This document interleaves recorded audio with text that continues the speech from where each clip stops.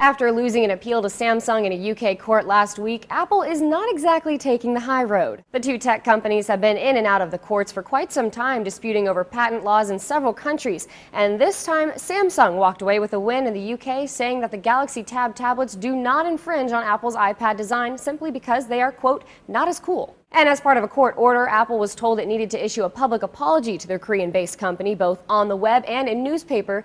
So it did. Sort of. Here's a bit of what Apple came up with. In a case tried in Germany regarding the same patent, the court found that Samsung engaged in unfair competition by copying the iPad design. A U.S. jury also found Samsung guilty of infringing on Apple's design and utility patents. So while the UK court did not find Samsung guilty of infringement, other courts have recognized that in the course of creating its Galaxy tablet, Samsung willfully copied Apple's far more popular iPad. And Apple isn't exactly wearing its cheeky heart on the homepage sleeve, but it did provide a link to it at the bottom of the page. And some have taken notice to the Cupertino company's lack of compassion.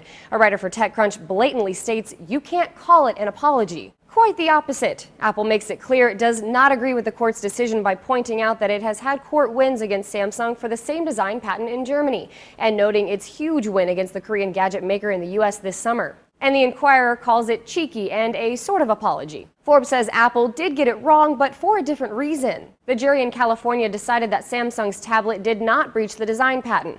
Various Samsung products breached various other patents, but not the tablet design one. Note that Apple doesn't say that it did, but a quick reading would give you the impression that it is at least what they are implying.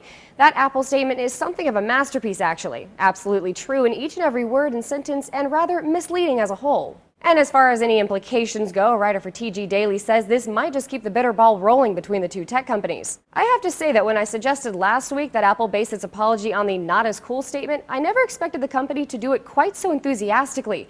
Of the 6 paragraphs in the apology, 2 give the bare facts of the legal position, 2 praise the iPad at the expense of the Galaxy Tab, and 1 implies the judge made the wrong decision. I suspect he'll not be pleased. For an Easy, I'm Logan Tittle. Multiple sources, the real story.